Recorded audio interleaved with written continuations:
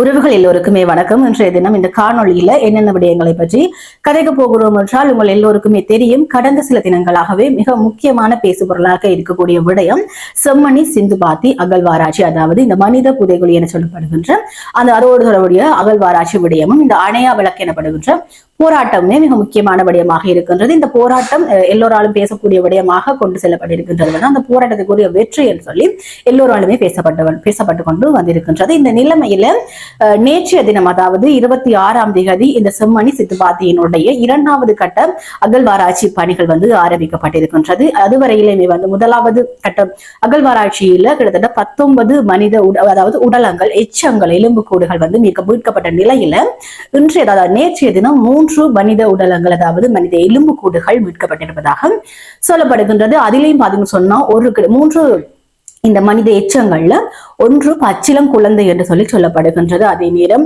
தாய் அனைத்தபடியாக இருக்கக்கூடிய மனித உடலங்கள், எச்சங்களுமே கிடைத்திருக்கின்றன. இவையெல்லாம் தமிழ் இனம், அதாவது தமிழ் மக்கள் கொத்து கொத்தாக குடும்பங்களாக அழிக்கப்பட்டமைக்கான ஒரு மிகப்பெரிய ஆதாரங்களாக இருக்கின்றன.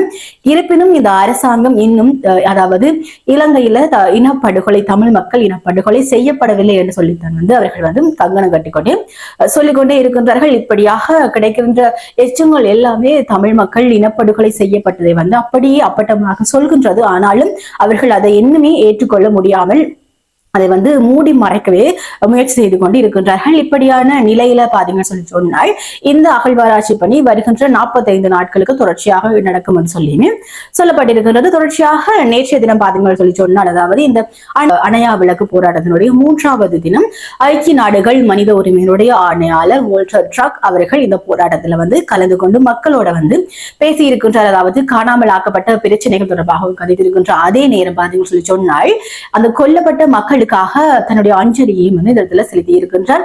இவர் வந்தது, அதாவது ஐக்கிய நாடுகள் மனித உரிமை ஆணையாளர் அந்த போராட்டத்துக்கு வருகை தந்த விடயமானது அந்த போராட்டத்துக்கு ஒரு பெரிய வெற்றியாகவே கருதப்படுகின்றது. இப்படி இருக்கையில அதாவது இந்த அகழ்வாராய்ச்சி நடக்கின்றது தானே, இந்த அகழ்வாராய்ச்சியில கிடைக்கப்படுகின்ற எச்சங்கள் எந்த காலத்துக்கு உரியதுன்னு சொல்லி பார்க்கறதுக்கு முதல் இது எங்க ஆரம்பித்ததுன்னு சொல்லி பாத்தீங்கன்னா, கிருஷாந்தியினுடைய கொலை வழக்குல தான் ஆரம்பிக்கப்பட்டது. பாடசாலை மாணவி கொலை செய்யப்பட்டு புதைக்கப்படுகின்றாள்.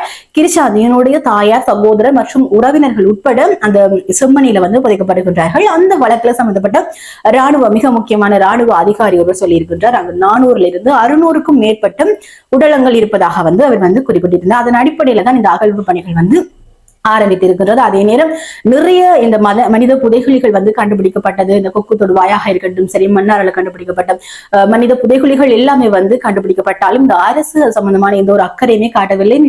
அதற்கு மாறாக அதை மூடி மறைத்து இங்க அப்படியான ஒரு இனப்படுகொலை நடக்கவில்லை என்று சொல்லியும் அது சம்பந்தமான வழக்குகள் எதுவுமே இல்லை என்று சொல்லியுமே அதை தட்டு கழித்துக் கொண்டிருக்கின்றார்கள். நிச்சயமாக இந்த செம்மணி சித்துபாதி விவகாரம் அப்படி தவிர்த்து போக கூடாது என்பதற்காக தான் மக்கள் மற்றும் இந்த பொதுநலவாய அமைப்புகள், சிவில் அமைப்புகள் எல்லாமே ஒரு போராட்டம் ஒன்றை செய்து கொண்டிருக்கின்றார்கள். நிச்சயமாக அதுல ஓரளவுக்கு வெற்றி கிடைத்திருக்குன்னு சொல்லியுமே நம்புகின்றேன்.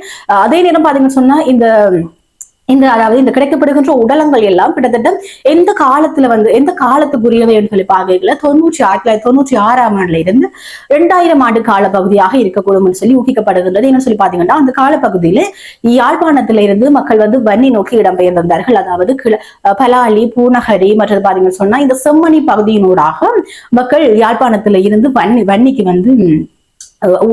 நடந்தே சென்றிருந்தார்கள். அந்த காலப்பகுதியில இந்த ராணுவ முகாம்கள் இருந்த பகுதிகளில் இப்படியான கோர சம்பவங்கள் நடந்திருக்க கூடும் என்று சொல்லியுமே நிறைய மக்கள் கருத்து தெரிவித்துக் கொண்டிருக்கின்றார்கள். இப்படியான நிலையில பாத்தீங்கன்னு சொன்னா ஐக்கிய நாடுகளினுடைய மனித உரிமைகள் ஆணையாளர் வோல்டர் ட்ரக் அவர்கள் என்ன சொல்லியிருக்கிறார் என்றால், இந்த அகழ்வாராய்ச்சி பணியின் போது பாத்தீங்கன்னு சொன்னா சுயாதீனமான ஒரு அகழ்வாராய்ச்சி பணி வேண்டும் என்று சொல்லியும் இதுல பாத்தீங்கன்னு சொன்னா அனைத்துலக நாடுகளினுடைய தலையீடுகள் வேணும், இந்த தொல்லியல் தடவியல் நிபுணர்கள் எல்லாமே சர்வதேச அளவில் இருந்து செயற்பட வேண்டும் என்று சொல்லியும், இலங்கை சம்பந்தப்பட்டு இங்க செயற்படக்கூடாதுன்னு சொல்லியும் சர்வதேச தலையீடு வேண்டும் என்று சொல்லியுமே அவர் சொல்லி இருக்கின்றார். ஆனால் அரசு என்ன சொல்லணும்னு பாத்தீங்கன்னா, அரசு என்ன சொல்லியிருக்கின்றால், தாங்கள் எங்களுடைய பிரச்சனைகள் சர்வதேச அளவு கொண்டு போக விருப்பம் இல்லை என்று சொல்லி நாங்கள் எங்களுடைய பிரச்சனைகளை நாங்களே பார்த்துக் கொள்கிறோம் என்று சொல்லியுமே குறிப்பிடப்பட்டிருக்கின்றது. ஆனால் நிச்சயமாக இதுல சர்வதேச அனைத்துலக நாடுகளினுடைய தலையீடுகள் கிடைக்கும் போது மாத்திரமே இங்கு ஒரு நியாயமான அகழ்வாராய்ச்சிகளை மேற்கொள்ள முடியும். அதனுடைய விளைவுகள், அதாவது முடிவுகளுமே நியாயமாக கிடைக்கப்படும் என்று சொல்லி நம்பப்படுகின்றது.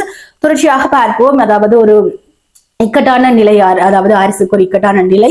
இந்த விடயத்துல அன்னூறு அரசாங்கம் என்ன மாதிரியான அடுத்த கட்ட நகர்வுகளை எடுக்க போகின்றது அல்லது அதனுடைய முடிவுகள் எவ்வாறு தெரிவிக்க போகின்றது என்பவற்றையெல்லாம் நாங்கள் பொறுத்திருந்துதான் பார்க்க வேண்டும். தொடர்ச்சியாக இன்றைக்கு இன்னொரு செய்தி ஒன்று என்ன சொல்லி பாத்தீங்கன்னா, கடந்த மார்ச் மாதம் 28ஆம் தேதி ஒரு வர்த்தமானி அறிவிப்பு ஒன்று வெளியாகி இருந்தது. அது என்னன்னு சொல்லி பாத்தீங்கன்னா, அதாவது வடக்கு கிழக்கில் இருக்கக்கூடிய உரிமைகள் கோரப்படாத காணிகள் எல்லாமே அரசு உடைமையாக்கப்படும் என்று சொல்லி ஒரு வர்த்தமானி அறிவிப்பு ஒன்று வெளியாகி இருந்தது. இந்த நிலையில அது தொடர்பாக தமிழ் பாராளுமன்ற உறுப்பினர்கள் எல்லோருமே பாராளுமன்றத்தில் குரல் எழுப்பியிருந்தார்கள்.